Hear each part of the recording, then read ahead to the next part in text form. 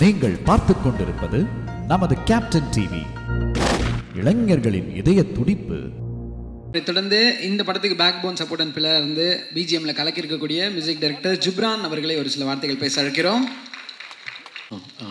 Time ரொம்ப ஷார்ட்டாக இருக்குது. So first I would like to wish music directors எல்லோரும் எல்லாம் ஒரே ஃபேமிலி. நிறைய பேர் எனக்கு பர்சனலாகவே தெரியும். And I wish them good luck கண்டிப்பாக. அண்ட் 3 சாங் இதில் காட்டல, பட் ஆக்சுவலி அந்த 3 சாங்ஸுமே இன்னும் அதுவும் ரொம்ப நல்லா இருக்குது. ஸ்டோரி ரிவீல் ஆகிடும்னு காட்டல. ஸோ அண்ட் மற்றபடி நான் முடிச்சுக்கிறேன். But first I should thank Nelson. ஏன்னா அவர் ஃபர்ஸ்ட் கால் பேசும்போது நான் சொன்னேன், நெல்சன் அவங்களோட மிகப்பெரிய ஃபேன் அப்படின்னு. பிகாஸ் ஏன்னா ஒவ்வொரு ஃபிலிமுக்கும் ஒரு கன்சிஸ்டன்சி இருக்கும். ஸ்டோரி டெல்லிங்லேயும் ஜானர் மாறிட்டே இருந்தாலும் அதில் ஒரு க்ளீன் நரேஷன் இருக்கும். ஆக்சுவலி அவர் என்னை பொறுத்த வரைக்கும் அந்த முடிவோட DNA is best work and commercial படம். அண்ட் அவர் பேசி கேட்கணுன்னு நான் ரொம்ப ஆசைப்பட்றேன். ஏன்னா ஸ்டுடியோவில் நாங்கள் பேசுகிறதுலேயே டைம் நிறைய ஸ்பெண்ட் பண்ணிவிடுவோம். அண்ட் நாகராஜ் தான் வந்து எங்களுக்கு இல்லை வாங்க வேலையை பார்க்கலாம் அப்படிம்பாரு. ஸோ ரொம்ப நல்லா பேசுவார். அண்ட் பொலிட்டிக்கல் ஆக்ஷன் பண்ணார்னா செம்மையாக இருக்கும். And thanks for trusting me. ஏன்னா இது ரொம்ப இம்பார்ட்டண்ட்டான ஒரு ஃபில்ம் அண்ட் ரொம்ப நல்லா வந்திருக்க ஃபில்ம். அது என்ன ட்ரஸ்ட் பண்ணதுக்கு தேங்க்யூ. அவர் பேசணும். தேங்க்யூ. மலையாளம், தெலுங்கு, பெங்காலி எல்லா மொழிகளையும் கலக்கிட்டு இருக்கக்கூடியவங்க. நிறைய படங்கள், எல்லா படங்களும் அவ்வளோ பெரிய முத்திரை கிரியேட் பண்ணியிருக்காங்க. இந்த படத்தில் ஒரு ஸ்ட்ராங் இம்பாக்ட். படத்தை பார்த்து அத்தனை பேரும் ஸ்பெஷல் மென்ஷன் பண்ணியிருக்கக்கூடிய படத்தினுடைய ஹீரோயின் நிமிஷா சஜயன் அவர்களை ஒரு சில வார்த்தைகள் பேச அழைக்கிறோம்.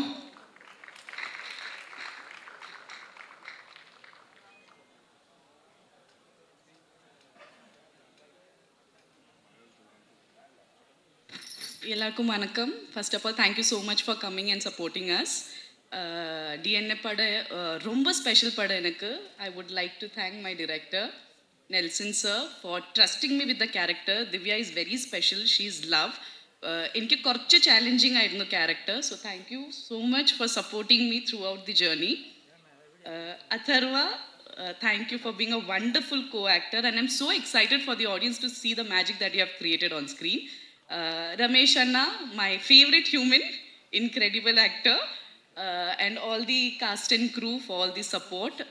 Nagaraj Anna and assistant directors for supporting me with the dialogues. Achu, June 20th nu padam release avundu. I want everyone to watch the film. Family aittu emotionally ellarkum connect cheyan pattiya film aanu.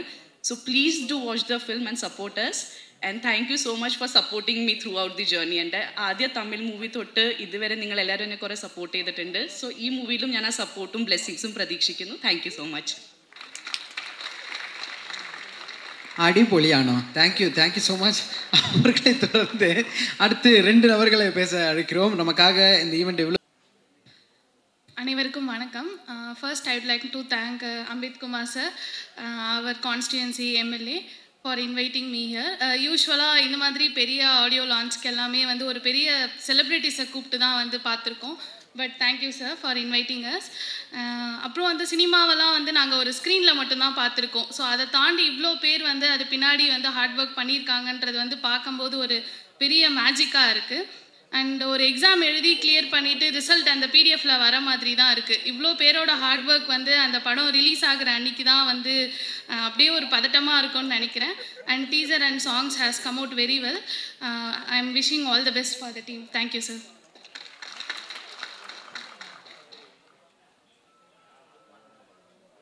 வணக்கம். First of all thanks to Ambeth Kumar sir. ஏன்னா so thoughtful of him to honour us in this time. வரும்போது கூப்பிட்ட பிறகு நான் யோசித்தேன், நம்ம ரெலவெண்ட்டாக இருப்போமா? ஒரு ஆடியோ லான்ச் கூப்பிட்றாங்க, நம்ம யூபிஎஸ்சி கிளியர் பண்ணியிருக்கோம், இதுக்கு நம்ம ரெலவெண்ட்டாக இருப்போமான்னு யோசித்தோம். ஆனால் வந்த நிமிஷத்துலேருந்து பார்த்த ஒவ்வொருத்தவங்களும் பார்க்கும்போது மோர் கனெக்டடாக ஃபீல் ஆகுது. படிக்க ஸ்டார்ட் பண்ணி விகடனில் ரொம்ப ஃபேவரட்டான சீரீஸ்னால் வட்டி முதலுமும் மறக்கவே நினைக்கிறேன். ஸோ 2 பேரும் இங்கே நான் பார்க்குறதுக்கு ரொம்ப ஹாப்பியாக இருக்குது. ராஜமுருகன் சார் அண்ட் மாரி செல்வராஜ் சார். அதுக்கப்புறம் பாப்புலர் டைரக்டர்ஸ் பாலாஜி சார், அதுக்கப்புறம் நெல்சன் சார் எல்லாருமே. அதுக்கப்புறம் வெர்சடைல் 3 ஸ்டார்ஸ் இருக்காங்க. அதர்வா சார், அதுக்கப்புறம் மானசா மேம், எந்த லாங்குவேஜ் எடுத்து சடனாக பார்த்தாலுமே நிமிஷா மேம் இருப்பாங்க. ரீசெண்டாக டப்பா கார்ட்டல் பார்த்தோம். டக்குட் மலையாள மூவி பார்த்தா மோஸ்ட்லி இருப்பாங்க. ஸோ பெஸ்ட் விஷஸ், என்னோட பெஸ்ட் விஷஸ். அதுக்கப்புறம் சூப்பர் சிங்கர் ஸ்டார்ஸ் இருக்காங்க இங்கே, அவங்களுக்குமே என்னோட பெஸ்ட் விஷஸ். அந்திமாலை நேரம் வந்து என்னோட ஆல் டைம் ஃபேவரட் பிளேலிஸ்ட்டில் கண்டிப்பாக இருக்கும். அவரையும் இங்கே லிரிசிஸ் பார்த்தது வந்து எனக்கு ரொம்ப சந்தோஷம். Thanks again to Ambit Kumar sir. I'm happy to be part of this event, and best wishes to DNA and the entire cast and crew. Thank you.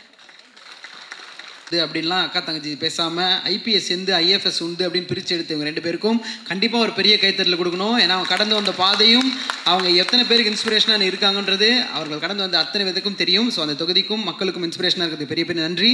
அவர்களை தொடர்ந்து அடுத்தது மாற்றத்துக்கான விதையை தொடர்ந்து தன்னோட படைப்புகள் மூலமாக விதைச்சிட்டு வரக்கூடிய ஒரு மிகப்பெரிய படைப்பாளர் அண்ணன் மாரி செல்வராஜ் அவர்களை ஒரு சில வார்த்தைகள் பேச அழைக்கிறோம்.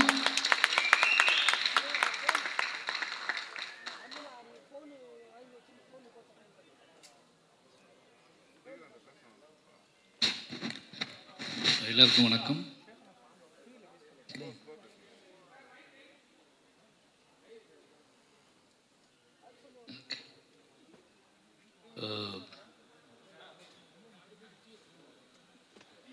என்ன பேசுன்னு தெரில, ஏன்னா படம் நேற்று நைட்டு தான் பார்த்தேன். அதனால் யோசிச்சுட்டே உட்காந்துட்டு இருந்தா எல்லாரும் பேசுகிறத கவனிக்க ஆரம்பிச்சேன்னா நிமிஷா விஜயன் பக்கத்துலேருந்து பேசிகிட்டே இருந்தாங்களா. நான் எனக்கு ஒரு சின்ன டவுட் அவங்ககிட்ட கேட்டேன். படத்தில் அவங்க கேரக்டர் கொஞ்சம் ஸ்பெஷலாக பண்ணியிருக்காங்க. அது எந்த மாதிரி டிசைன் பண்ணி இப்போ என்னோடய அசிஸ்டன்ட் டைரக்டரோட தான் அந்த படம் நான் பார்த்தேன் நேற்று நைட்டு. இப்போ டிஸ்கஷன் படம் முடிச்சுட்டு பேசும்போது அந்த கேரக்டரோட டிசைன் எப்படி அப்படின்னு பேசிகிட்டு இருக்கும்போது இப்போ எனக்கு தோணுது உங்களை பார்த்துட்டு தான் அவங்க அதை பண்ணியிருப்பாங்கன்னு சொல்லிட்டு. எனக்கு சரியாக இங்கிலீஷ் தெரியாது அப்படின்னால அது என்ன டிசார்டர்னு எனக்கு கண்டுபிடிக்க தெரில. அது கொஞ்சம் அசிஸ்டண்ட்டு கேட்டேன் என்ன டிசார்டர் அது அப்படின்னு கேட்டேன்னா அப்போ வந்து அது கொஞ்சம் என்ன சொன்னால் எது பயங்கர எனர்ஜியாக இருப்பாங்க, எக்ஸ்ட்ராவாக யோசிப்பாங்க, ஏதாவது ஒன்று பார்டர் அப்போ அது எப்படின்னு யோசிச்சுக்கிட்டே படம் கார் ஓட்டிகிட்டு வந்தேன். இதை பற்றி நம்ம என்ன பேசுறது அப்படின்னு யோசிச்சிட்டே வந்தேன். வந்து உட்கார்ந்துலேருந்து அவங்க பண்ணுற ஆக்டிவிட்டீஸ்லாம் பார்க்கும்போது ஓ இது அதில் சேர்ந்தது தானா அப்படின்னு சொல்லி ரொம்ப எனர்ஜியாக இருக்காங்க. நிச்சயமாக டீமுக்கு முதல்ல நன்றி சொல்லணும். இந்த படம் பார்த்தேன். ஃபஸ்ட்டு அந்த படத்துலேருந்தே முதல்ல ஆரம்பிச்சிடலாம்னு நினைக்கிறேன்.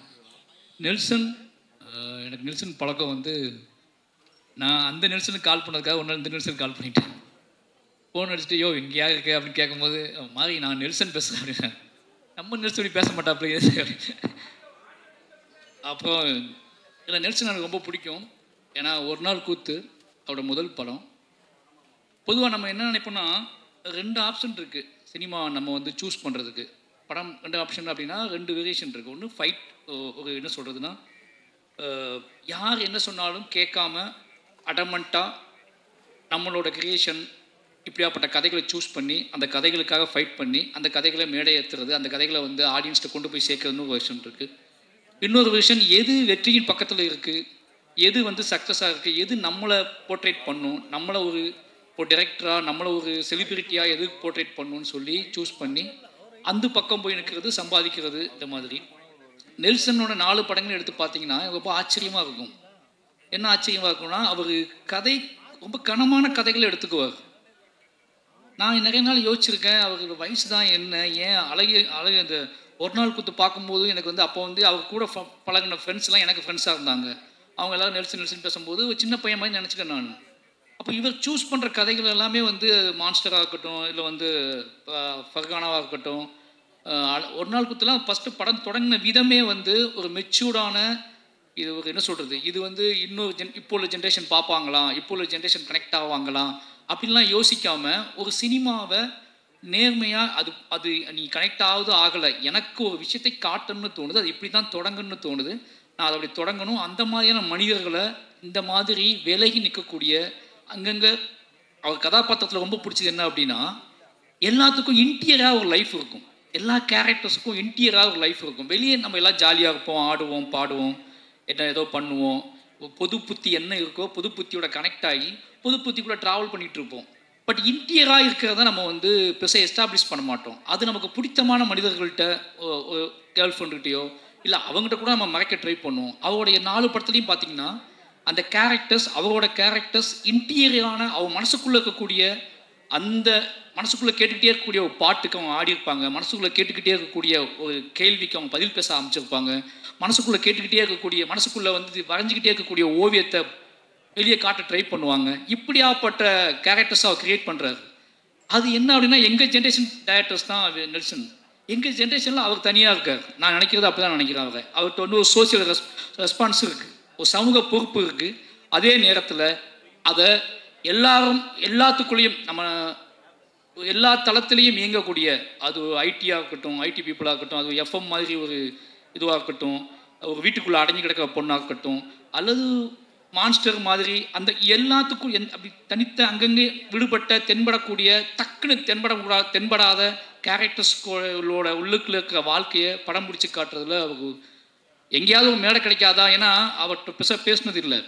அவர் படம் பார்க்கும்போது எனக்கு தோணும், இந்த படம் வந்து அப்படியே ஒரு ஆற்றுல இலையை தூக்கி போட்டால் அது பார்த்து ட்ராவலாகி மெதுவாக போயிட்டுருக்குல்ல, அந்த மாதிரி எந்த சலனமும் இல்லாமல் எந்த பெரிய ஆர்ப்பாட்டமும் இல்லாமல் நீங்கள் ஒரு நாவல் படிக்கிற மாதிரியான உணர்வுகளை தரக்கூடிய படங்களை எடுக்கக்கூடியவர் தான் நெல்சன்.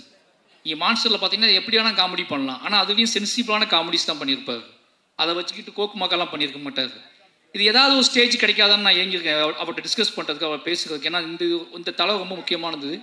அப்படி டிஎன்ஏ இது பார்க்கும்போது எனக்கு வந்து அந்த கதையை வந்து சூஸ் பண்ணதும், இந்த கதையை படம் பண்ணணும்னு சூஸ் பண்ணதும், அவரோட அந்த பயோபிக் அவரோட சினிமாகிராஃபியில் பார்க்கும்போது எனக்கு தெரியுது அவர் இந்த மாதிரி தான் சூஸ் பண்ணுறாரு. நினச்சி பார்த்தா அவருக்கு ஒரு சினிமா அறிவு இருக்குது, சினிமா வட்டம் இருக்குது. இப்போ என்ன குதிரை வேகமாக ஓடும், இப்போ என்ன படம் எடுத்தால் பயங்கரமாக ஹிட் ஆகும்னு நினச்சா ஒரு கதையை அவரால் பண்ண முடியும். ஆனால் அவர் அந்த ஒரு ஆற்றின் போக்கில் உருளக்கூடிய கூழாங்கல்லாவே இருக்காரு. அவருக்கு வாழ்த்துக்கள். நிச்சயமாக அந்த அவர் லிஸ்ட்டில் வந்து டிஎன்ஏ படமும் ரொம்ப மனசுக்கு நெருக்கமான படமாக இருந்துச்சு. அது காரணம் என்ன அப்படின்னா, ஒரு நாவல் படிக்கிற மாதிரி இருந்துச்சு. குட்டியாக நம்ம ஒரு நாவல் படிப்போம்ல. என் ஹஸ்பண்ட்டை கேட்டேன் எப்படிடா கேட்டால், எல்லாருமே ஒரு நாவல் படித்து முடிச்சோன்னே அவங்கள்ட்ட கேட்டோம்னா அவங்க அந்த ரியாக்ஷன் தான் கொடுப்பாங்க, எந்த பக்கத்தை பற்றி பேசுறது அப்படின்னு சொல்லி. அந்த மாதிரி எல்லார்கிட்டையுமே ஒரு அமைதியும் ஒரு மௌனம் இருந்துச்சு. ஏன்னா இது வந்து இந்த படத்தை பார்க்கும்போது என்னன்னா, நீங்கள் ஆர்ப்பாட்டம் இல்லாமல் ஒரு உண்மையை நேராக பார்க்குற ஃபீல் இருக்கும். இந்த படத்தை பார்க்கும்போது என்ன தோணும் அப்படின்னா, ஊடு கத்திலாம் பார்க்க முடியாது. ஒரு படத்தை பார்க்கும்போது நம்ம படுத்து எந்திரிச்சு போன இடத்துல பக்கத்தில் ஒன்று நடந்திருக்கும். நம்ம பில் கட்ட கவுண்டரில் நின்றுருப்போம். அந்த கவுண்டருக்கு ஒரு கதை இருக்கும், நமக்கு தெரியாது. நம்ம ஒரு டாக்ஸியில் ட்ராவல் பண்ணியிருப்போம், அந்த டாக்ஸிக்குள்ளே ஒரு பயங்கரமான கதை இருக்கும், நமக்கு தெரியாது. நம்ம இப்படியே அங்கங்கே வாழ்க்கையை வாழ்ந்துகிட்டே இருக்கோம். நம்ம நடந்து உட்காந்து தூங்கி சிரித்த அல்லது தவிச்ச அந்த இடத்துக்குள்ள ஒரு பயங்கரமான ஒரு கதை இருக்கணும், ஹியூமன் வேல்யூவோட ஒரு கதை இருக்கும்.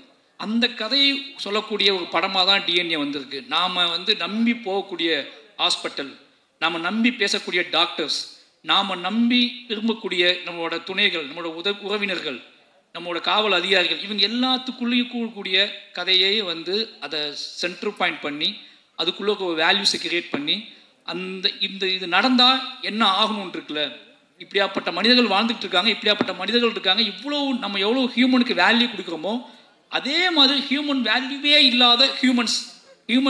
இல்லாத ஹியூமன்ஸ் கிரியேட் பண்ணுறக்கூடிய அந்த நாசக்கார உலகம் இருக்குல்ல, அந்த நாசக்கார உலகத்துக்குள்ளே நம்ம எப்படி நாம் அதை தெரியாமல் அதுக்குள்ளே எப்படி பின்னி பிணைஞ்சு கிடக்கும் அப்படிங்கிற வெளிச்சத்தை வந்து, அப்படிங்கிற ஒரு பயத்தையும் அப்படிங்கிற ஒரு கவனத்தையும் சொல்லக்கூடிய படமாக டிஎன்ஏ வந்திருக்கு. நிச்சயமாக இந்த படம் வந்து அதர்வா ப்ரோ கூட சொல்லி ஆகணும். அவருக்கு ஞாபகம்னு தெரில, பெரிய பெருமாள் கதை சொன்ன முதல் ஹீரோ அவர் தான். ஷாக்கா இருக்கா? அப்படிதான் இருக்கும். வந்து பரதேசி பார்த்து முடிச்சுட்டு பெரிய பெருமாள் கதை எழுதி முடித்த உடனே இந்த யார்கிட்ட போகலாம் ஹீரோ அப்படின்போது, நான் முரளி சாரோட பயங்கரமான ஃபேன். இதேமே பாட்டு பாடி நமக்காக அழுத ஒரு ஜீவன் அப்படின்னு சொல்லி, ஏன்னா ஒன் சைடு லவ் அதிகமாக பண்ண தலைவர், ஓகேங்களா? அது ஒன் சைடு லவ் அப்படிங்கிறது வந்து நம்ம நினைக்கிறோம், ஒன் சைடு லவ்னா சொல்லி அது ஏற்றுக்கொள்ளாத காதல் ஒன் சைடு லவ் கிடையாது. சொல்லவே எனக்கு நீ சொல்லணும் அவசியம் கிடையாது, எனக்கு ஒன்று பிடிக்கும் அப்படின்னு நமக்கு கெத்தை கொடுத்தது முரளி சார் தான். அவர் ஒரு பையன் ஹீரோ ஆகிட்டான்னு சொன்ன உடனே, நான் பானா காத்தாடி வந்த உடனே பெரிய பெருமாளுக்குள்ளே வச்சு யோசித்த ஹீரோ நீங்கள் தான். ஏன்னா முரளி சார் பையன் நம்மளை மாதிரி தான் இருப்பாப்புல, நம்மளை மாதிரி தான் இருப்பாப்புல, இந்த கதைக்கு பயங்கரமாக ஆப்டாவா அப்படின்னு சொல்லி மீட் பண்ணலாம் செஞ்சேன், கதை சொன்னேன். பட் ஏதோ ஒரு அவரோட பிஸி ஷெடியூலில் அந்த கதை கிளிக் ஆகலை. சொன்னால் நம்ப மாட்டீங்க, ரொம்ப ஃபீல் பண்ண அன்னைக்கு. ரசா மொழிசா பையன் கதை பண்ணலையே, இப்போ யாரை வச்சு தான் படத்தை பண்ணுறது, வேற ஹீரோட்ட போயிடலாமா அப்படி. வேற ஹீரோ மொழிசா பையனே ஒத்துக்கல இந்த கதையை. நம்மளை பார்த்து நம்ம இப்போவுமே இப்படி தான் இருக்கோம், அப்போ ரொம்ப மோசமாக இருப்போம். நம்மளை பார்த்து அவரே நம்ம டைரக்டர் நம்பலை, யார் நம்ப போகிறா அப்படின்னு சொல்லி பயங்கர அப்செட்டில் இருந்தேன். என் ஒய்ஃப் வீட்டெலாம் சொல்லியிருந்தேன் நான், அதர்வா கிளிக் பண்ணுறோம், பெரிய பெருமாள் வந்து அதர்வா தான் அப்படி சொல்லி. அது நடக்கலை. பட்டு எனக்கு தெரியும் ஒரு நாள் அவர்கிட்ட நான் ஞாபகப்படுத்தி சொல்லுவேன், இந்த பெரிய பெருமாள் உங்களுக்கு அதுக்கான சந்திப்பே நடக்கலை ரெண்டு பேர்த்துக்கும். ரொம்ப நாள் கழிச்சு இன்றைக்கி தான் நம்ம சந்திக்கணும்னு நினைக்கிறேன். அன்னைக்கு அப்புறம் எங்கேயாவது கிராஸ் பண்ணியிருப்போம், பட் ஆனால் பக்கத்தில் உட்காந்து எமோஷ்னலான ஒரு சந்திப்பு நடந்ததுன்னா இன்றைக்கி தான் நடந்திருக்கு. கிட்டத்தட்ட 7 வருஷம் ஆச்சு. அப்போவே இருந்து அவருக்கு மேலே ஒரு பார்வை இருந்திருக்கு. அந்த பார்வையின் அடிப்படையில் நிச்சயமாக அவர் என்ன சொல்கிறதுனா, இன்னும் உயரம் போகக்கூடிய ஒரு நடிகர் தான். இன்னும் உயரம் போகக்கூடிய, உயரமாக இருக்கிறனாலே கொஞ்சம் சுலவாக போகிறாங்க எனக்கு தெரில. இன்னும் உயரமாக போகக்கூடிய நடிகர் தான். அவளுக்கான கெப்பாசிட்டி வந்து உடம்பு ஆற்றல், அதுக்குள்ளே ஒரு வேகம் எல்லாமே இருக்குது. டிஎன்ஏ நிச்சயமாக அவருக்கு ஒரு முக்கியமான படமாக இருக்குன்னு நம்புகிறேன். வாழ்த்துக்கள் ப்ரோ. அப்புறம் படத்தின் கதாநாயகிகள் 2 பேருமே நல்லா நடிச்சிருக்காங்க, அவங்களுக்கும் வாழ்த்துக்கள். நிமிஷா அதான் சொல்லிட்டு அவங்கள பற்றி முதல்ல. ஏன்னா உண்மையாகவே உங்களுக்கு ஒரு ஃபேன் தமிழ்நாட்டில் இருக்காங்க. ஒரு ஹீரோயினுக்கு ஃபேன் உருவாகுறது வந்து எல்லாம் நினச்சிட்டு இருக்க மாதிரி கிடையாது. அவங்க கொடுக்குற சித்திரம் இருக்குல்ல, வீட்டுக்கு போனதுக்கப்புறமும் நமக்கு அந்த பொண்ணோட உருவம் வந்து அகம் சொல்கிறது நான், ஓகேங்களா. அந்த கண்ணுக்குள்ளே தென்பட்ட ஏதோ ஒரு வெளிச்சமோ நம்ம வீட்டுக்கு போனதுக்கு அப்புறம் கூட நமக்கு தென்பட்டுகிட்டே இருந்துச்சு. நம்ம அந்த ஹீரோயினை தான் மனசுக்குள்ளே நினைக்கிறோம், ஓகேங்களா. அந்த கேரக்டர் தான் நம்ம மனசுக்குள்ளே நினைக்கிறோம். நீங்கள் நம்ப மாட்டீங்க, நானும் இதே என் ஹஸ்பண்ட்லாம் சொல்லியிருக்கேன். எந்த மாதிரி பொண்ணு வேணும் அப்படின்னு கேட்கும்போது நிமிஷா இருக்காங்கல்ல அவங்க மாதிரி. ஆனால் அவங்ககிட்ட நான் வந்தது இல்லை, ஆனால் என் ஹஸ்பண்ட் அடிக்கடி சொல்கிறது வந்து நிமிஷா இருக்காங்கல்ல அவங்கள மாதிரி ஒரு பொண்ணு தான் பெட்டராக இருக்கும்டா இப்படி சொல்லியிருக்கேன் நான். அப்படி சொல்லக்கூடிய இந்த மனிதர்களோட இயல்பான மனிதர்களுக்குள்ளே டக்குன்னு தென்படக்கூடிய ஒரு உருவமாக நீங்கள் இருக்கீங்க. ரொம்ப தூரத்தில் இல்லை, நீங்கள் எங்களுக்குள்ளே புழங்கிக்கிட்டு இருக்கக்கூடிய முகம், அதுக்கான திறன் எல்லாமே உங்கள்கிட்ட இருக்குது. வாழ்த்துக்கள். நீங்கள் இன்னும் நிறைய படம் பண்ணதுக்கு வாழ்த்துக்கள். அப்புறம் தலைவர் நம்ம அம்பேத்கர் வந்து ரொம்ப பெருமையாக இருக்குது, எனக்கு ரொம்ப ஆச்சரியமாக இருக்குது. என்ன சொல்கிறதுனா 10 படம் நேற்று தான் லிஸ்ட்டு சொல்லிட்டு இருந்தார். எனக்கு ஷாக் ஆகிடுச்சு, இவ்வளோ படமா அப்படின்னு சொல்லி. ஏன்னா இப்போ என்னோடய ஒய்ஃப் சொல்லுவாங்க, நீ அரசியல் பேசு, சினிமாவில் பேசு, இது பண்ணு, எழுது தான் ஓகே, பட் ஆனால் அரசியல்வாதி மாதிரி யோசிச்சிடாத அப்படிம்பாங்க. அரசியல்வாதி மாதிரி யோசிச்சு ஏதாவது மேடையில் கைப்பற்றிடாத, மேடையில் பேசிடாத. அந்த அரசியல்வாதி தன்மை வந்துடுச்சு அப்படின்னா உன்னால் சினிமாவுக்குள்ளே கிரியேட்டிவிட்டி நீ இழந்துடுவ அப்படின்னு சொல்லிகிட்டே இருப்பாங்க. உனக்குள்ளே இருக்கிற வாழ்க்கை, இந்த வாழ்க்கைக்குள்ள ஒரு அரசியல் இருக்குது. அந்த அரசியல் உன்னோட கலைத்தன்மையை, கலை ஒரு ஆங்காரம் இருக்குது, அந்த ஆங்காரத்துக்கு நீ வேலை செஞ்சுக்கிட்டு இருக்கு. ஆனால் அரசியல்வாதிக்கிட்ட அந்த ஆங்காரம் இருக்குமான்னு தெரியாது. ஏன்னா அது ஒரு மேடை, அது மக்களை மெயின் ஸ்ட்ரீம் மக்களை நோக்கி கவரக்கூடிய, மெயின் ஸ்ட்ரீம் மக்களை கவரக்கூடிய மட்டும் கிடையாது, மெயின் ஸ்ட்ரீம் மக்களை தனக்கான ஆட்களாகவே மாற்றக்கூடிய அரசியல்வாதி பாயிண்ட் ஆஃப் வியூ. தனக்கான மக்களாக மாற்றக்கூடியது கிடையாது கலை. இந்த மக்களை சமூகத்துக்கான மக்களாக மாற்றக்கூடியது தான் கலை. அப்போ அரசியல்வாதியாக மாறினா சினிமா போயிடுங்கும்போது ஒரு அரசியல்வாதியாக வந்து 10 படம் பண்ணியிருக்காரு. இந்த 10 படமும் நல்ல நல்ல படங்கள் பண்ணியிருக்காரு. அவர் சொன்ன லிஸ்ட்டே நான் நேற்று தான் கேட்டேன். எனக்கு கழுவேத்தி முகம் உங்கள் படம்னு தெரியாது, எனக்கு அதுவே ஆச்சரியமாக இருந்துச்சு. அப்போ ஜிப்சி மணங்கொத்தி பிறையெல்லாம் பண்ணியிருக்காரு. மணங்கொத்தி பிறை பண்ணியிருக்காரு, ஜிப்சி பண்ணியிருக்காரு, கழுவேத்தி முகன் பண்ணியிருக்காரு, டாடா பண்ணியிருக்காரு. இன்னைக்கு எல்லாருமே நல்ல டேரக்டராக இருக்காங்க. ராஜமுருகனை வந்து ஜிப்சி பண்ணதுக்கப்புறம் அந்த மாதிரி ஒரு கான்செப்டை அவ்வளோ ஆர்டிஸ்டிக்காக எடுத்துருப்பாரு அந்த படத்தை. அந்த படம் எடுத்துட்டு பாருங்க, அந்த படத்தை இன்னும் செலிப்ரேட் பண்ணுறாரு, அந்த படத்தை கொண்டாடுறாரு. அது ஏன் படம்ங்காரு, ஜிப்சி அப்படி ஜிப்சி ப்ரொடியூசர் நான் சொல்கிறாரு. இந்த கெத்துலாம் இருக்குல்ல, இது ரொம்ப நல்ல விஷயம் சினிமாவுக்கு. ஒரு ப்ரொடியூசர் அரசியல் தன்மையோடும் இருந்து சினிமாவையும் புரிஞ்சுக்கிட்டு நம்மகிட்ட பேசும்போது நமக்கே ஆச்சரியமாக இருக்குது. இது அரசியலை ஒதுக்கிட்டு சினிமா பேசுன்னு சொல்லி பழகுறாங்கல்ல, அது ரொம்ப பயமாக இருக்குது. ஏன்னா அவங்க நல்லாவே தெரியும் சினிமாவில் முடிச்சுக்கப்ப எல்லாம் அரசியல் தான் போகிறாங்க. ஆனால் இப்போ தொடக்கத்தை நம்மகிட்ட என்ன சொல்லுவாங்கன்னா, அரசியல் மட்டும் வேணாம் தலைவா அப்படிங்க பேசும்போது எங்கள் ஆச்சரியமாக இருக்கும். அப்படி பேசின ஆட்கள் எல்லாருமே நீங்கள் அரசியல் தான் போகிறாங்க. அப்போ அரசியல் இல்லாமல் எங்கள் வாழ்க்கை இல்லைன்னு நமக்கு நல்லாவே தெரியும். அப்போது இந்த சினிமாக்குள்ளே பேசும்போது மட்டும் கொஞ்சம் அப்படியே இடனா இருந்து பேசுவாங்க. ஆனால் ஒரு எம்எல்ஏ மக்களோட புழஞ்சிக்கிட்டு இருக்க ஒருத்தர் கிட்டத்தட்ட 10 வருஷம் எம்எல்ஏ வானே, 10 வருஷம் எம்எல்ஏ துணிஞ்சு நம்புறாரு அடுத்த போய் எம்எல்ஏ தான்னு. அவர் வந்து படங்கள் எடுக்கிறாரு. இப்போ யோசிச்சு பார்க்கும்போது டிஎன்ஏ கதைவை நேற்றே என்கிட்ட சொல்லிட்டாரு, இந்த படம் நல்ல படம் தம்பி அப்படின்னாரு. நீ பார்த்துட்டு சொல்லு தம்பின்னு கூட அவர் சொல்ல என்கிட்ட.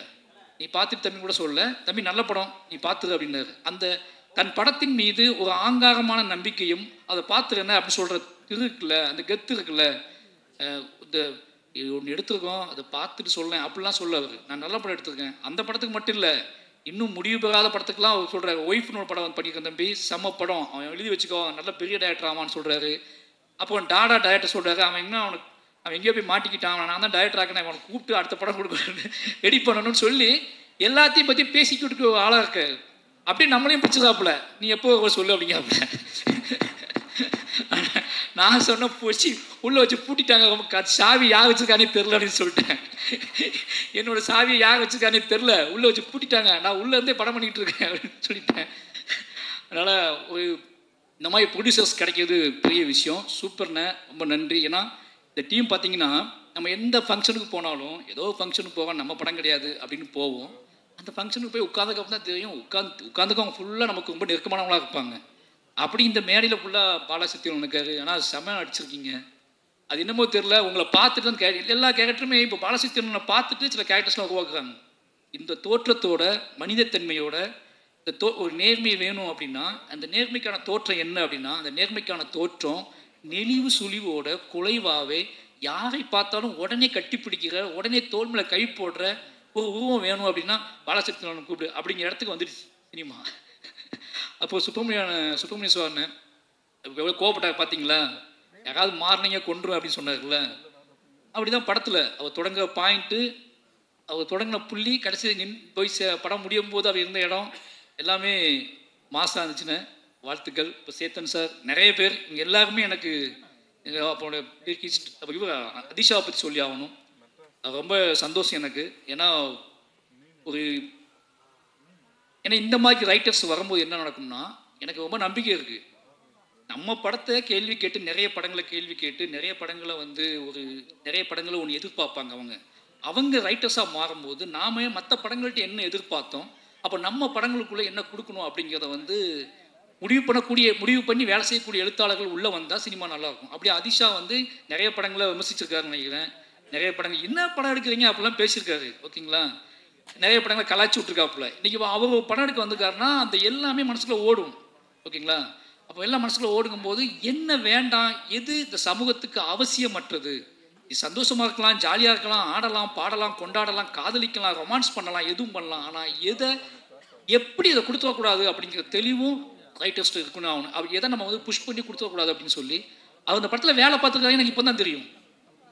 அவர் பார்த்தோன்னே ஆச்சரியமாக இருந்துச்சு. வாழ்த்துக்கள் ப்ரோ, உண்மையாகவே சொல்கிறேன். நெக்ஸ்ட் அடுத்தடுத்த இடத்துக்கு நீங்கள் போகணும். நல்ல இந்த மாதிரி இன்னும் நிறைய பேர் உள்ளே வருவாங்க. ரொம்ப நன்றி, அவருக்கு ரொம்ப நன்றி. அப்புறம் மியூசிக் நான் உண்மையாகவே ஒரு கவிஞனோட படம் எடுக்கணும், நான் கவிஞனோட வாழ்க்கை வரலாற்றை நான் எடுக்கணும்னு ஆசைப்பட்டேன்னா நான் கார்த்திக் நேத்தா கதையை நான் எடுப்பேன்.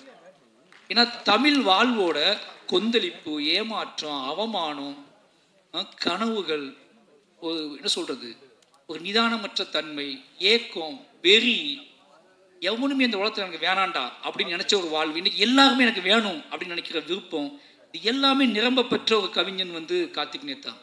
ரெண்டு பேத்துக்கும் அண்ணன் தம்பி ரிலேஷன்ஷிப், அண்ணன் தம்பியாக வாழ்ந்துருக்கோம், அண்ணன் தம்பியாக ரெண்டு பேரும் சண்டை போட்டிருக்கோம், அண்ணன் தம்பியாக ரோட்டில் விழுந்திருக்கோம், பேசியிருக்கோம், பயந்துருக்கேன் நான் அவரை பார்த்து ஒளிந்த தருணங்கள் நிறைய. ஆனால் இன்னைக்கு அவரை பார்க்கும்போது இந்த ஸ்டேஜில் நீ என்ன நினச்சிக்கோ, இந்த ஸ்டேஜில் நான் கம்பீரமாக உணர்ந்த ஒரு இடம் கார்த்திக் அண்ணனை பார்த்தது தான். அவர் நடந்து வந்ததும் கம்பீரமாக நின்றதும் அவர் உடல் வாகும் இப்போ எப்படி இருக்குன்னு பார்க்கும்போது வாழ்க்கை இவ்வளோ பெரிய மாற்றத்துக்கு உட்பட்டது தான் வாழ்க்கை. நாம் ஏன் இன்னும் மாற தம்பி, அதெல்லாம் மாறாது தம்பி, இதெல்லாம் செய்ய முடியாது தம்பி, அதெல்லாம் பண்ண முடியாது தம்பி, எப்பேற்பட்ட மாற்றத்தை கிரியேட் பண்ணி இன்னைக்கு முத்தமலை பாட்டு இன்னைக்கு கேட்கும்போது ஒருத்தர் இவ்வளவு நிதானமும் உறவுகளின் மீது, அன்பின் மீது, பேரன்பின் மீது இவ்வளவு நிதானம் அப்போ அந்த மாதிரியான ஒரு காட்டாற்று வெள்ளம் மாதிரி வாழ்ந்த ஒரு ஆள் இன்னைக்கு ஒரு நிதானமாக இவ்வளோ பாடல்களை உருவாக்க முடியுது, அதை இவ்வளோ தெளிவாக கொடுக்க முடியுதுன்னா தமிழ் வாழ்வில், நம்மளோட இலக்கியத்தில், நம்மளோட அன்பில் எல்லாமே இருக்குது. நாம் கொஞ்சம் சில மனிதர்கள் சில தாமதமாக வருவாங்க, சில மனிதர்கள் இன்னும் பிரளயமாக அவங்க மனம் போன போக்கில் ஒரு வாழ்க்கையை வாழ்ந்துட்டு அதுக்கப்புறம் தெளிவு பெற்று அதை நம்ம சேருவாங்க. நாம் அது வரைக்கும் பொறுத்திருக்க வேண்டியிருக்கு. தயவு செஞ்சு சொல்கிறேன், இந்த மாதிரி கார்த்திக் நேத்தான மாதிரி நிறைய பேர் இருக்காங்க. நாம் என்னமோ அவனை உதாசீனப்படுத்திட்டு இவன் உருப்படவே மாட்டான்னு நினச்சிருவோம். ஆனால் அவங்க கிளம்பி வந்தாங்கன்னா, அவங்க மாறினாங்கன்னா அதுக்கப்புறம் தமிழ் இலக்கியமும் தமிழ் சினிமாவும் மாற போகிற இடம் இருக்குல்ல, அது பயங்கரமாக இருக்கும்னு நினைக்கிறேன். அப்படியான ஒரு வாசலை கார்த்திகேயன் திறந்து வச்சுருக்காரு. அப்புறம் தோழர் உமாதேவி அவங்க கூட இன்னும் ஒர்க் பண்ணலாம். இதுக்கான காரணம் என்ன அப்படின்னா, கோபம் கூட இருக்கும், டேய் படமே கொடுக்க மாட்டேன்றீங்க. ஆனால் ரீசன் என்ன அப்படின்னா, என்னோட வாழ்வு, நான் என்னோட கம்போசருக்கு நான் உட்காந்து வேலை செய்யும்போது நானே சில வார்த்தைகள் சொல்லுவேன், அப்படியே வந்துடும். இப்போ நானே சில நாள் எழுதிடுவேன், தவிர்க்க முடியாமல் சில மியூசிக் டேரக்டர்ஸில் கொடுப்பேன். எனக்கு என்னென்னா, எனக்கு ஏதோ எழுத்து சம்மந்தமாக நான் வந்து அது என்னோட பாயிண்ட் ஆஃப் வியூவாக இருக்குன்னு ஆசைப்படுறதுனாலேயே எனக்கு என்னமோ தெரியல, அப்படி போயிடுது. எழுத்து தான் என்னை உருவாக்கிச்சு, எழுத்துச்சா என்னை செதுக்கிச்சு அப்படின்னாலேயே இன்னொருத்தர் கூட அதை ஷேர் பண்ணி அதை சொல்லி எனக்கு டக்குன்னு தூங்கி எந்திரிச்சோடனே என்ன தோணுதோ அதை டக்குன்னு நான் அது திரைக்கதையாவோ கதையாகவோ எடுத்துக்குவேன். நான் வந்து திரைக்கதைக்கும் டீம் வைக்கல, என்கிட்ட லிரிக்குக்கும் பெருசாக நான் டீம் வைக்கல. அதுக்காக காரணம் இதுதான். எனக்கு ஒன்று தோணும், அது டக்குன்னு போயிடுவேன். ஆனால் நிச்சயமாக இவங்கெல்லாம் பிடிக்கும் பார்த்து பிரமிச்சிருக்கேன் நான். அப்படியாப்பட்ட எல்லா மனிதர்களும் முத்தமிழ் அவர் நான் ஒர்க் பண்ணதே இல்லை, ஆனால் சந்தோஷ் நாயகன் அவங்களை பற்றி சொல்லிட்டே இருப்பார். இப்படி எல்லா டீமுமே ஏன் ரொம்ப நேரம் பேசணும் தப்பாக நினைக்காதீங்க. இவங்க எல்லாருமே இந்த டிஎன்ஏ படம் வந்து எல்லாருமே ஜெயிச்சே ஆகணும். நெல்சன் நிச்சயமாக ஜெயிச்சே ஆகணும். வெற்றி அப்படிங்கிறது என்ன தெரியுமா உங்களுக்கு? அவர் நிம்மதியாக படம் ரிலீஸ் ஆன நைட்டு நிம்மதியாக தூங்குறது. வெற்றி வேறு ஒன்றுமே கிடையாது. நைட்டு நிம்மதியாக போய் குழந்தைக்கு முத்தம் கொடுத்து ஒய்ஃபோட டின்னர் சாப்பிட்டு நைட்டு நிம்மதியாக தூங்கி காலை எழுந்திரிச்சு மறுபடியும் ஃபஸ்ட் ஷோ போகிறதுக்கு இல்லை, அந்த முதல் நைட்டு சந்திக்கிறதுக்கு இல்லை, படம் ரிலீஸ் ஆன நைட்டு அன்னைக்கு நண்பர்களை பிரியமானவர்களை எல்லாம் சந்தித்து உரையாடி கொண்டாட்டமாக நம்ம வாழ்க்கை நாம் ஒன்று செஞ்சோம், அது சரியாக இருந்துச்சுன்னு நம்பி ஒருத்தன் தூங்குறதுக்குல, அது ரொம்ப முக்கியமானது. அப்படியாப்பட்ட பெரிய வெற்றி நெல்சனுக்கு வாய்க்கட்டும். அப்புறம் திங்மி சந்தோஷ், இந்த இடத்துல நான் கூட முந்திட்டேன், அவர் இன்னும் படம் பார்க்கணும்னு நினைக்கிறேன், நான் பார்த்துட்டேன். அதனால் வந்து இந்த படத்தை ரொம்ப சின்ன படங்களுக்கு நிறைய சப்போர்ட் பண்ணக்கூடிய ஒரு முகமாக இருக்கார். அவருக்கும் வாழ்த்துக்கள். திங் மியூசிக் டிஎன்ஏ படத்துக்கு பயங்கர சப்போர்ட் பண்ணோம். அப்புறம் இந்த பாடலை வெளியிட்டவர்கள் ரொம்ப ஆச்சரியமாக இருந்துச்சு. ஏன்னா அவர் அண்ணன் சொன்னார், இவங்க தான் வாங்கணும் தம்பி, இவங்க தான் பண்ணணும் தம்பி மேடையில் அப்படின்னு சொல்லி. சினிமாவை விட்டு ஒதுங்கி வீட்டுக்குள்ளே பூட்டி வச்சு படித்தவங்க தானே நீங்கள்? அதான் சினிமா பார்க்காத கெட்டு போயிடுவேன்னு சொல்லி அப்படி இல்லையா? சரி, அப்போ நல்ல விஷயம்தான். சினிமா பார்த்தும் நல்ல சினிமா பார்த்துருக்காங்க. ஓகே, நல்ல சினிமா பார்த்து வாழ்க்கையிலையும் பெருசாக படிப்புலையும் சரி பெருசாக ஜெயிச்ச இவங்க 2 பேர்த்துக்கும் டிஎன்ஏ டீமுக்கு வந்து சப்போர்ட் பண்ண இவங்க 2 பேர்த்துக்குமே நன்றி, வாழ்த்துக்கள். நிச்சயமாக இந்த டிஎன்ஏ படம் எல்லாத்துக்கும் சந்தோஷத்தையும் நிம்மதியும் கொடுக்கக்கூடிய கொண்டாட்டத்தையும் கொடுக்கக்கூடிய படமாக இருக்கட்டும். வந்திருந்த அனைவருக்கும் என்னோட நன்றியும் அன்பும். தேங்க்யூ. துல்லியமாக தினசரி நடப்பு நிகழ்வுகளையும் கல்வி, விளையாட்டு, அரசியல், வாழ்க்கை முறை, மருத்துவம், தொழில்துறை, சினிமா, பொழுதுபோக்கு போன்ற பல்வேறு நிகழ்ச்சிகளையும் உடனுக்குடன் காண கேப்டன் டிவி மற்றும் கேப்டன் நியூஸ் சமூக வலைத்தள பக்கங்களோடு இணைந்திருங்கள். உங்கள் வணிகத்தை கேப்டன் டிவி மற்றும் கேப்டன் நியூஸில் விளம்பரத்தின் மூலம் மேம்படுத்த விருப்பமா? உடனே கீழே கொடுக்கப்படும் எண்ணிற்கு தொடர்பு கொள்ளுங்கள்.